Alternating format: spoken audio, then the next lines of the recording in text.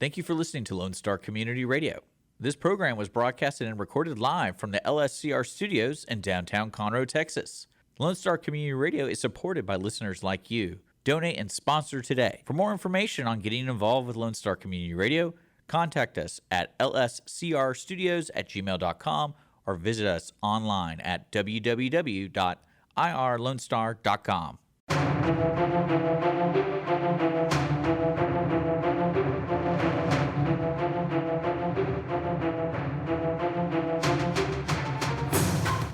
You're listening to Crime Scene Today, when we talk about future and current issues affecting law enforcement, crime scene, and forensic investigations.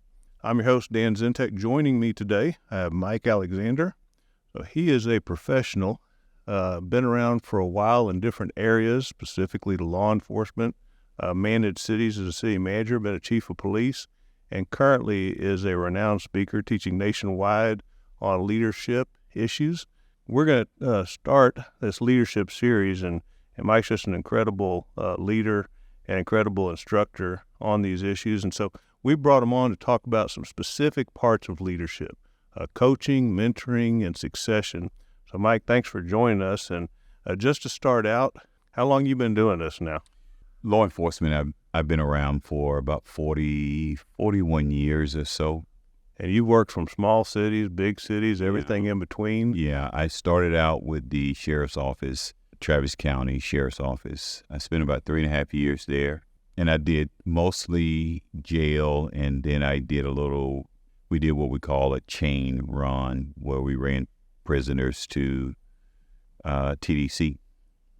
After doing that for about 3.5 years, I moved over to the Austin Police Department, where I spent the next 26 years doing a variety of things, from patrol to what we call a district representative, where I focused from a systemic perspective on crime, fear, and disorder. So anything that was systemic in nature in relations to crime, fear, and disorder, I had a caseload to deal with those systemic problems. And then I also spent some time in the schools where I taught that DARE program. And then my last part of my career with the Austin PD, I spent in training, where I was in charge of continuing education for the entire police department. So I had continuing education and the Leadership Command College before I retired. So now from leaving there, you went to some chief roles, city manager roles, definitely taking on some of those leadership skills. Mm-hmm. So one of the things I want to talk to you about, and I guess to sort of ask, at what point in your career does it start that you are coaching, and what exactly is coaching? Coaching is really a skill set where I, as a coach, are asking what we consider to be powerful questions to the coachee. The whole purpose behind coaching is for me to create awareness within you so that you can come up with the answer. It is not my responsibility to give you the answer. My responsibility as a coach is to ask questions, and so that I can create curiosity around the topic in which you want to discuss. Typically, the client or the coachee will bring the subject or the topic to the table. Once we establish exactly what he or she wants to talk about, then it becomes my responsibility as the coach to be a truly active or empathic listener. So I'm listening not only for what they're saying, but I'm also listening for the emotions behind what they're saying. And then I begin to ask questions based on what they said to me, doing a lot of reflective listening. But the questions are designed to create some awareness within the client or the coachee, so that the coachee can come up with the solution that's already embedded in their ecosystem, so that it creates more buy-in when they come up with their own answer versus me giving them the answer. Now, they will come to the session sometimes hoping that I give them an answer, but that's not my role.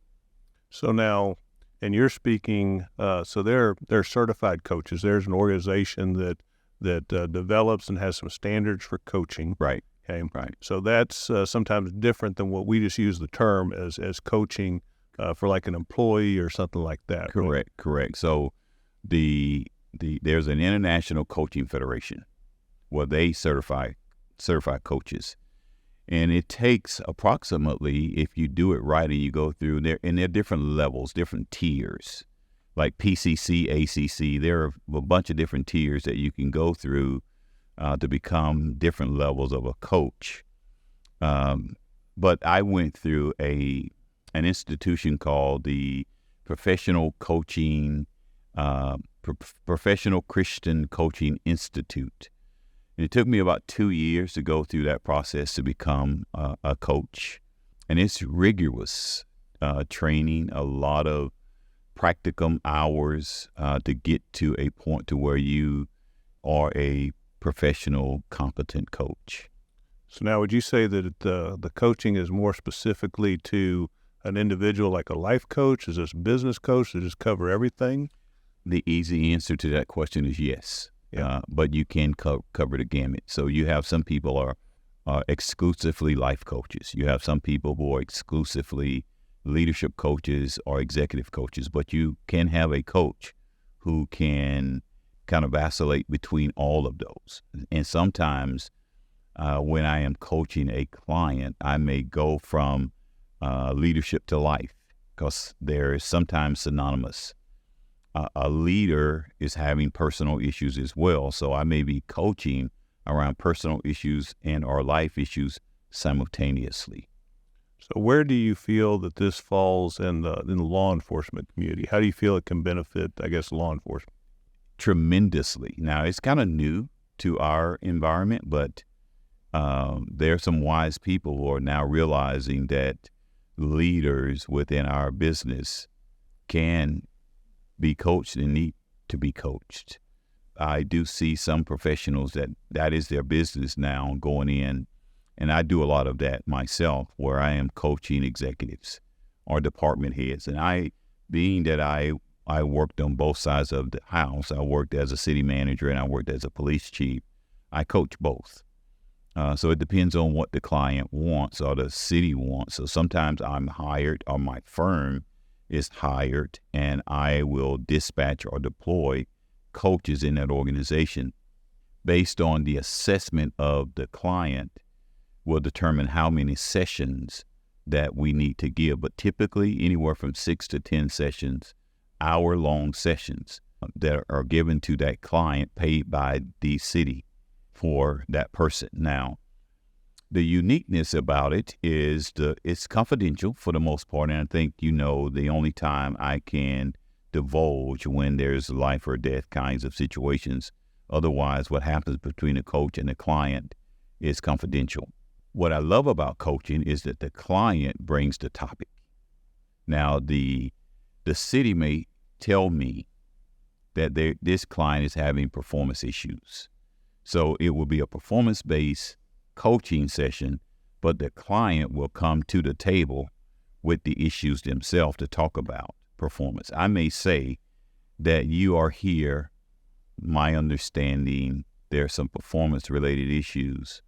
So talk to me about those issues. What do you think we need to talk about? Right. So the city's seeing the performance, but obviously there may be an underlying issue that's not being discussed. They might not be aware of. Right.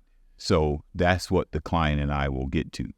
Another thing to consider when coaching is during the coaching session, I may come across an issue that's deeper than coaching, where the client needs therapy. They need a professional counselor. At that point, I call time out for coaching. And I now refer that person to a licensed professional counselor, because another way of looking at coaching versus counseling is, I always call coaching the windshield. Counseling is rearview mirror. So counselors go back into their history, pull up the trigger or the origin of the problem, and pull that client forward. The coach start where we are and move forward. Now, I'm not saying that during that process, we may not go back a little bit But for the most part, that's not my intention to go backwards. My intention is to go forward. The client, the counselor will start going backwards and bring that person forward, where I will start exactly where they are right now and move them forward. So out of especially dealing with law enforcement and leaders, do you find that there seems to be, I don't really want to say a commonality, but a topic that seems to come up more often when dealing with things, that it seems to be common in the law enforcement profession? That's a good question. So, let me play with that for a moment. Your question you just asked me, I consider to be what we in the coaching world a powerful question, because it created curiosity in me to dive a little deeper to really think about your question, because there are several different variations or nuances to your question. Usually, the client being the city. Let's say I get a call from an HR director and they're saying that this client is having performance-related issues.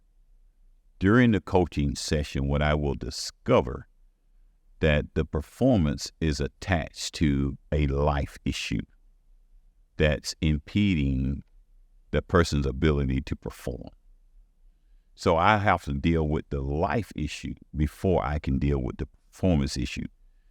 Typically, they end up in my office because of a performance issue, but sometimes specifically it is a personal related issue that the HR director or or a leader discovered that's also attached to performance. So they may come to me to say that this client, they don't need a counselor, they need a coach, but it's a personal problem. So it's almost, I guess the best way to answer that question is performance and personal are somewhat synonymous, and leaders oftentimes will want to ignore the personal issue. And they will say things like, your personal life isn't my problem, but that's not true. Once that person becomes an employee, everything about that person becomes a part of who you are as an agency, because their personal lives will spill over eventually into the work life. And it'll begin to affect three things: their motivation, satisfaction, performance. So you're going to have to deal with the personal issue before you can even address the motivation, satisfaction, performance related issue. So I tell leaders, one of the things I coach executives around, teach your leaders how to focus on the micro to mitigate the macro.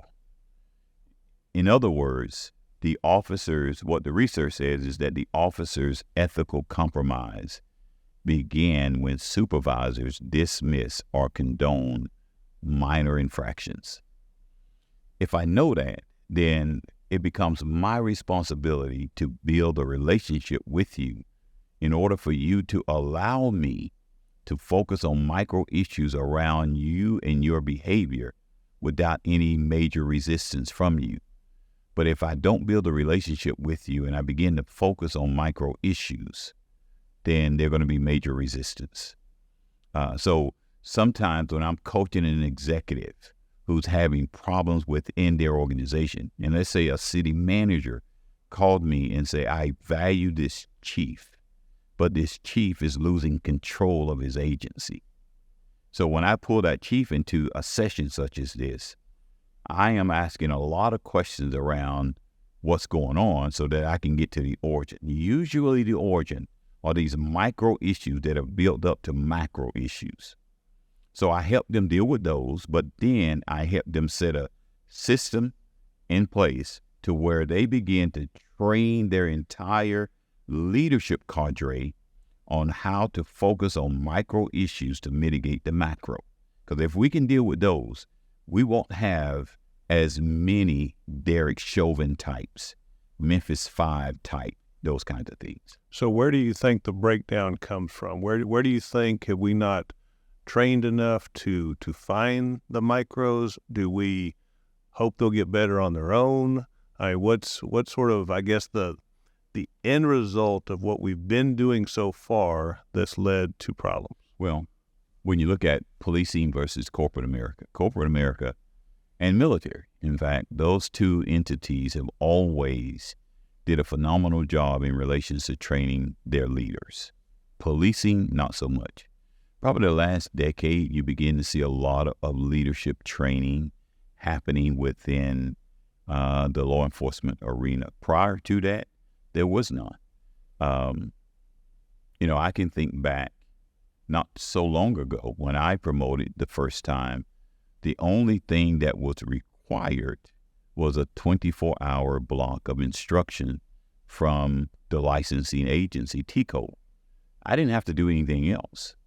Now, Austin PD, we did a lot more, but most agencies still to this day. I think it's all required by the state. It's what the first line supervisor course. And it's only 24 hours. You don't have to do any more leadership training for the rest of your career. And that's okay according to the standard, which is a problem. See, but I've always found the state standard, and I had a conversation with a leader about this, is they would only send employees to the amount of hours the state required, which is 20 a year, so 40 a year. And my argument was always, that's the bare minimum. If you want the bare minimum officer, the bare minimum standard, then you follow that. And I think it's the same for the supervisor, right? If you send them to the bare minimum leadership training, you're going to get the bare minimum across. Yes. That's the reason we're having the problems we're having in law enforcement today, is the lack of concentration on good quality leadership training that give you a true foundation of what leadership is all about. And from there, once you get that foundation, it should be a mandatory process every year to go through some type of leadership update. But you don't find that in most agencies at all.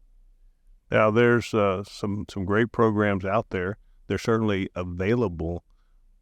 Where would you say, because a lot of people, when they look at leadership training, they start at the lieutenant level, they start with executives. Where do you see the problem needs to be addressed? Where does it need to start, right? Academy.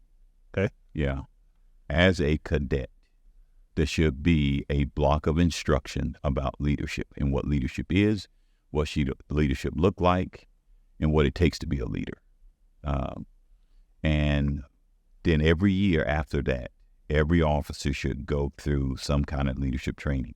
What is that doing? It's building an ecosystem about leadership within you, and it's preparing you and preparing your agency to develop a leadership culture. Then it becomes the leader's job from the executive on down to be very intentional about how they train and prepare their leaders for the next level. As a chief of police, my job is to coach my direct reports. But not only am I coaching my direct reports, I mentor one level down. And then my direct reports will coach the people that I'm mentoring and then mentor one level below them. And so if you do that throughout the organization, you're creating a leadership culture. A definition in which I use for leadership is this: that leadership is a process of influencing human behavior to achieve organizational goals that serve the public. While I'm doing all of that, I'm developing individuals, I'm developing teams, and I'm developing the organization for future service.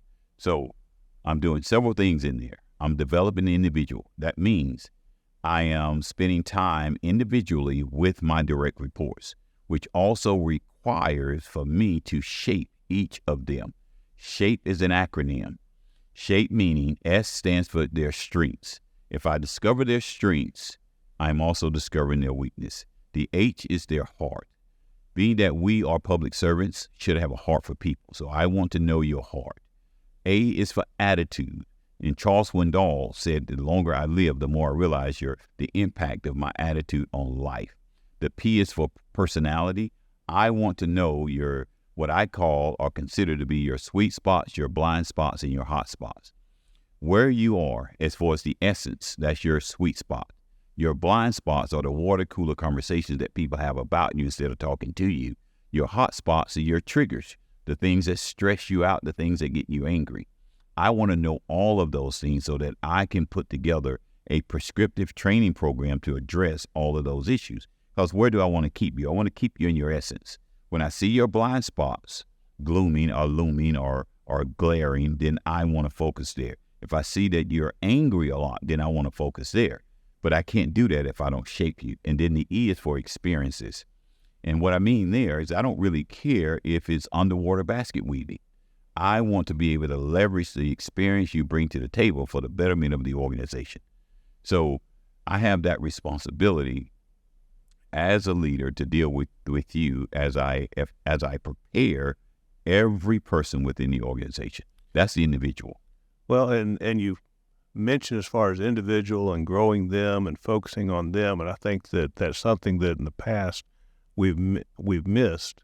In the past, we focused on the task, right? We focus on what needs to be done, not on the relationship with the person. And, I've heard leadership defined in many ways, but nearly all of them come back to two things: influence and relationships, right? That's right. And I believe that over the years, we're starting to realize or focus more on the relationship and the benefits of that. Yeah. This is why I love the idea or the notion of reimagining policing. This whole idea, mantra that was out there about defunding policing was a total mistake and totally misunderstood. And I think once they realized the mistake they made, they came back to say reimagine. Reimagine policing is the things that you're talking about now, where we're teaching our leaders that being vulnerable, being compassionate, having empathy and sympathy is okay. All of those are relational issues. Getting close and engaging your people is important. And there are 4 things that every agency really need to have in place in order for that agency to be successful. 1 is leadership engagement. Our leaders need to be more engaged with their people. The research says that the leader or those leaders that are engaged with their employees, those employees have a tendency to outperform the average by 202%. A guy by the name of Timothy R. Clark wrote a book called The 4 Stages of Psychological Safety. That's the next thing that agencies need to have in place, that employees need to feel psychologically safe to speak up and speak out. The third thing is that we need to be keenly aware and take notice to a person's mental and emotional stability within the profession. Why? Because a police psychologist by the name of Kevin Gilmartin, who once was a cop himself, said that the profession in and of itself is predisposed to creating mental casualties. If I know that, then what systems do I have in place to address those things? And the 4th pillar that we need to have in place is making sure that the work environment itself is a healthy space for us to operate.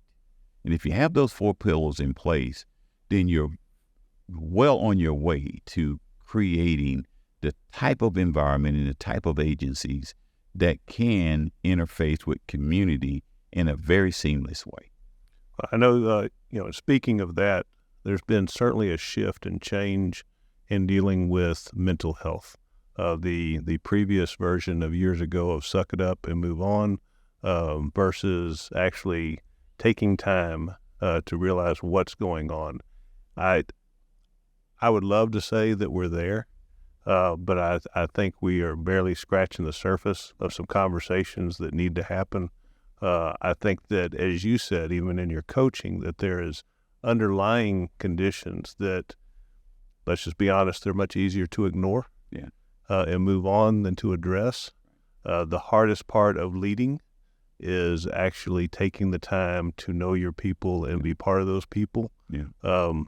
Where do you think that, I guess you'd say, that the first step or the next step, if we have not gotten there as an organization, how do we build a framework to make that, I guess, easier to do?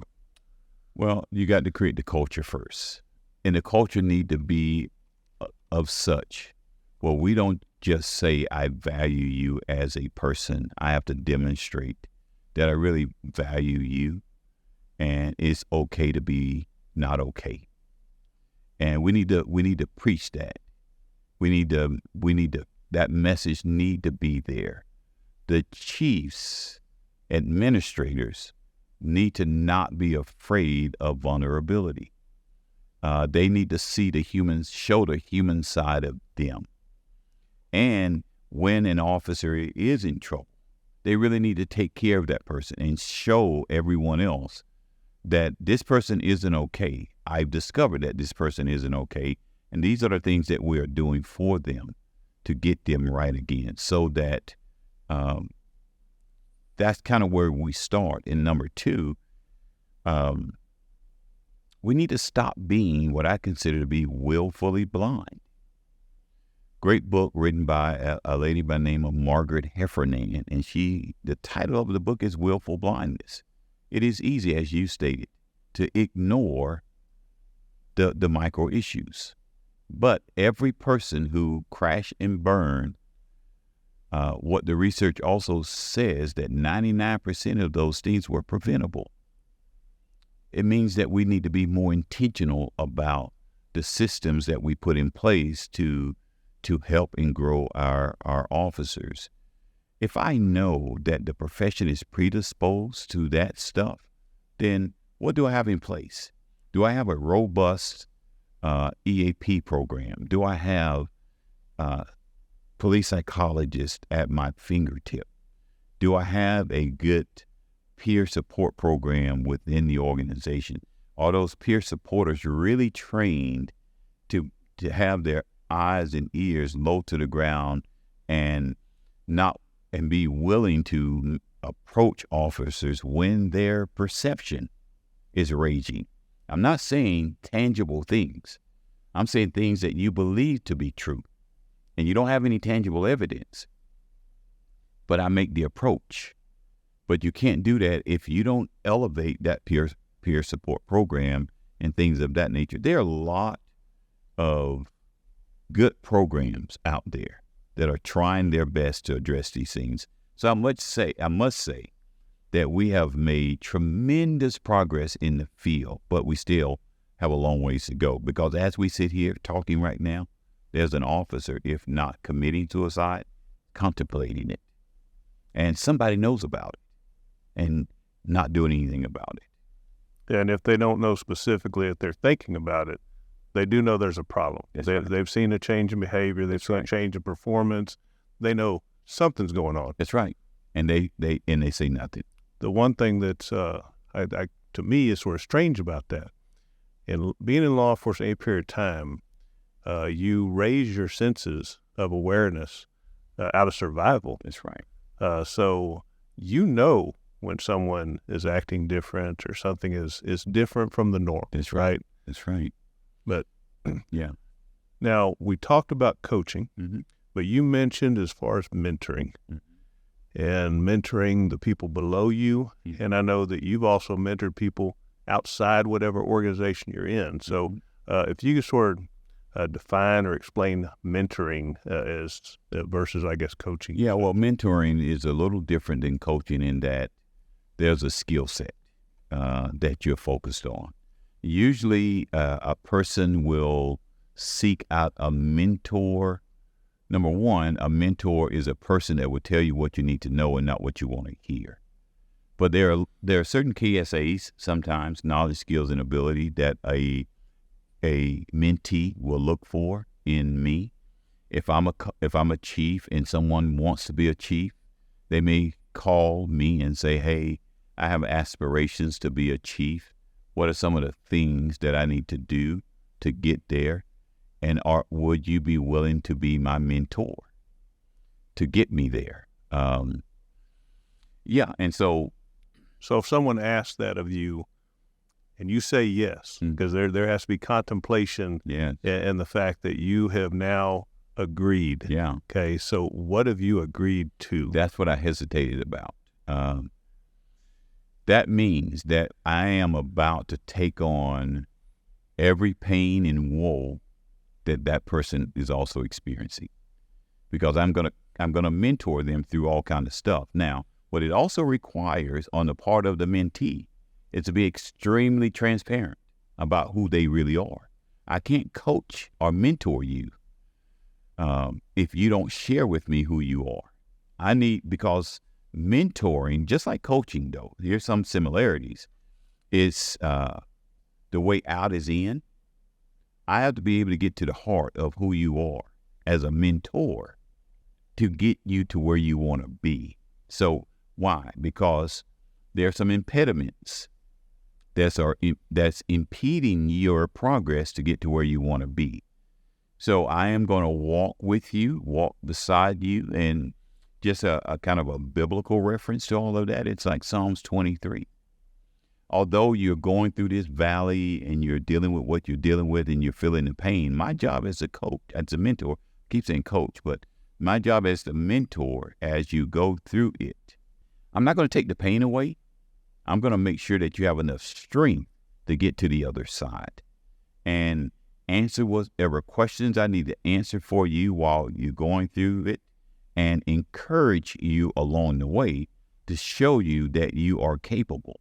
Now, what does that also require of me? It also requires that I am a little vulnerable as well, that I share with this mentee some of my ebbs and flows in life so that I will be the image bearer of what they want to become. Because obviously, a lot of times, mentees will watch a person and their life before they choose you as a mentor. And when you say yes to it, you need to recognize what you are agreeing to. Now, I've done mentorship as a paid part of who I am, but I've also I've done more pro bono mentoring than paid mentoring, because I enjoy seeing the light bulb come on, and I love to see the person grow. So it's not about the money for me as much as it is about your growth. Well, it's also not an ending thing, right? I mean, whoever you've taken on to mentor, even after they've made chief or they've made wherever they're going to be, That's right. You're still part of it, and they're still going to call as they come into challenges and problems. It's not an ending process. Yes. I got a very good friend of mine that I've coached for years, who had aspirations to be a chief. Well, he finally got the opportunity to be a chief, and we talked regularly. And when he got that call and he was a finalist, he called and said, "I'm a finalist, but I've been here before." And I immediately said to him, "Don't do that to yourself. Don't punish yourself, because what you're trying to say right now is, I've been here before and I'm not going to get this one." That possibility exists. Sure. But you go into that every situation thinking that this job is yours. And when the right job is supposed to be yours, it will happen. And finally, he got that call, and the chief said, "You are my guy." And what I love about this guy is when he got the job, he called me and told me, "Hey, they hired me." And then on his first day on the job, on his way to work, he called. And he said, "Hey, I just called. I didn't want anything. I just wanted to let you know that I'm on my way to the job." And then he said, "I guess I do want something. And what should I expect?"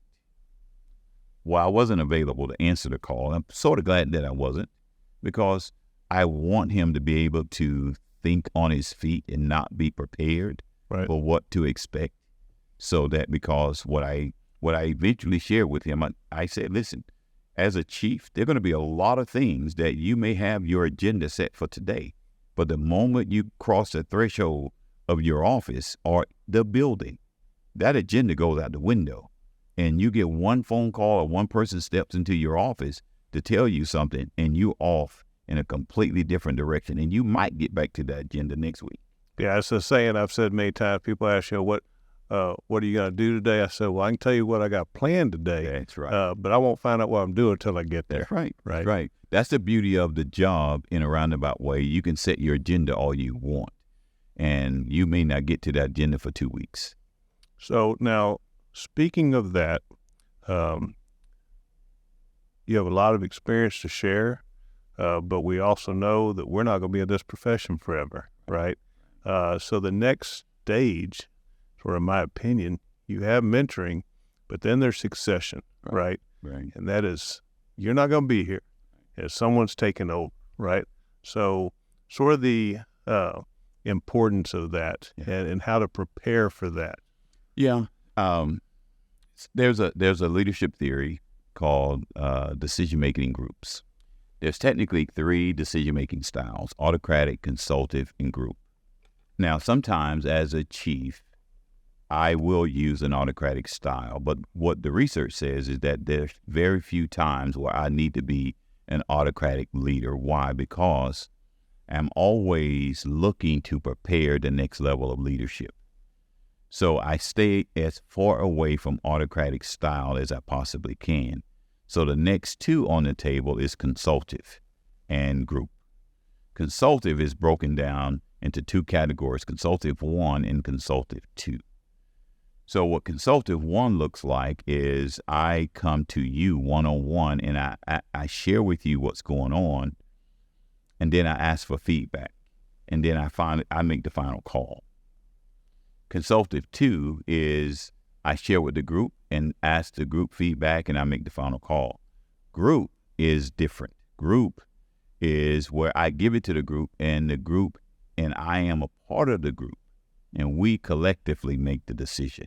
Now, the beauty of consultative and group is that they, being the employees, get the opportunity to see how I think, why I think the way I think, and why or how I arrive at the decision in which I make. Now, what's the purpose there? It's really one word: intentionality. Intentionally preparing the next level of leadership. The mistake that we make oftentimes is that we as chiefs make decisions in a silo, and your direct reports don't get the opportunity to be in the space with you while you're contemplating and trying to make decisions. They need to see your struggle as a chief or an administrator and how you arrive at whatever decision you arrive, so that they can feel it, see it, experience it. So because one day they will sit there, and if I do everything I do and I keep it to myself, then I'm not sharing the wealth. I have to prepare a person or several people in a very intentional way for my seat.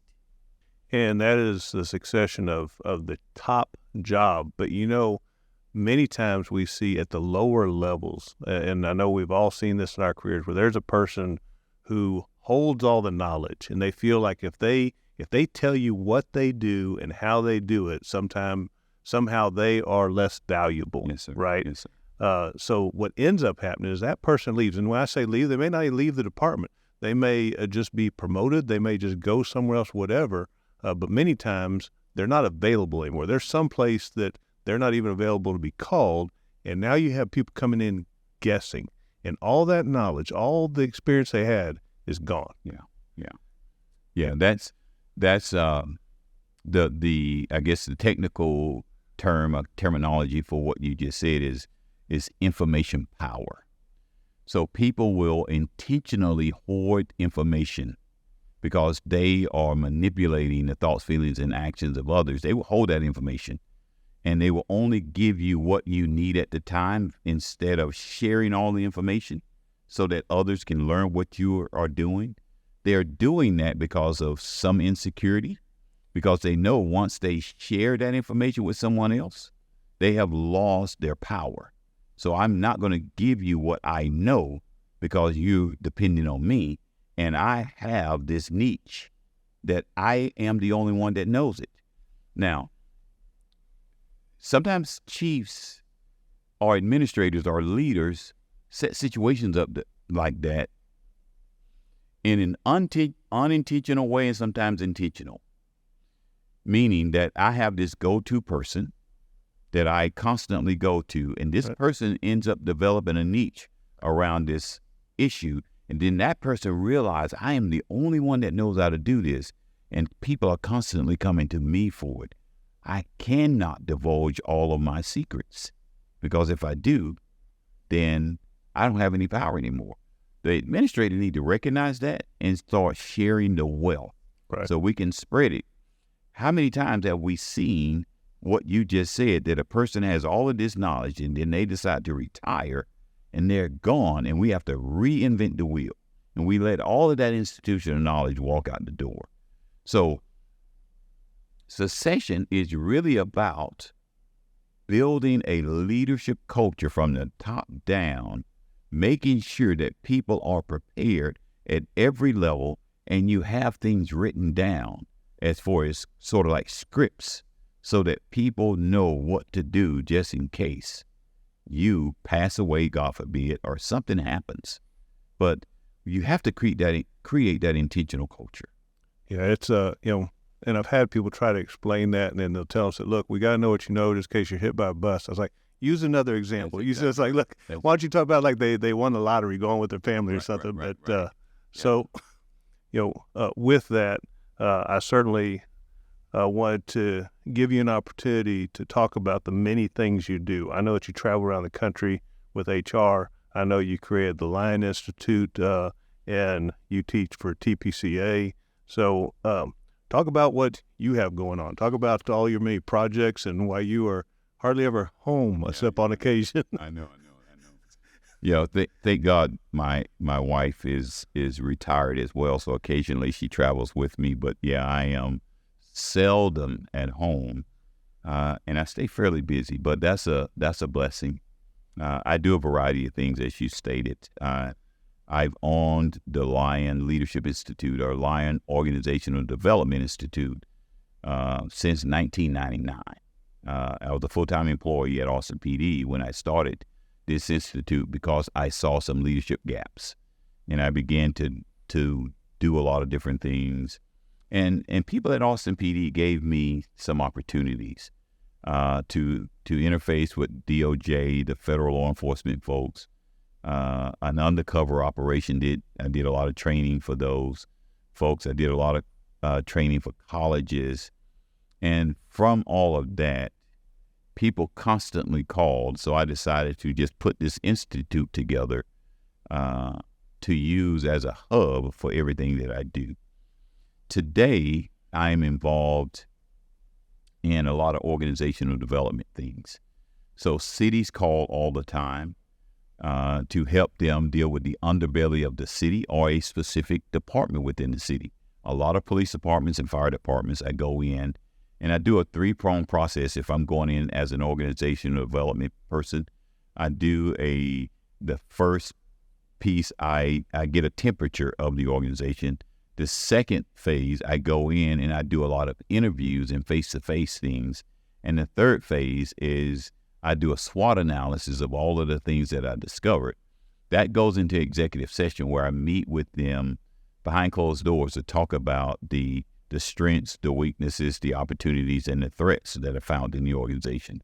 And the fourth thing that I do within all of that is I make recommendations for the future. And sometimes I am attached to the future. So usually when I get hired as a consultant to do things like that, I'm usually with that agency for a minimum of 1 year, usually 1 to 5 years. I am with that organization as a consultant. Contained within that consulting are those mentoring and coaching. So some people I mentor, some people I coach. I also deal a lot with the resilience, emotional wellness within organizations, and help them build a kind of what I call a resilience zone within the organization. Psychological safety is another component that I deal with within the organization. So I do a cadre. So you're busy. You're very busy. Yes, I am. Yes, and people call me for all kinds of things.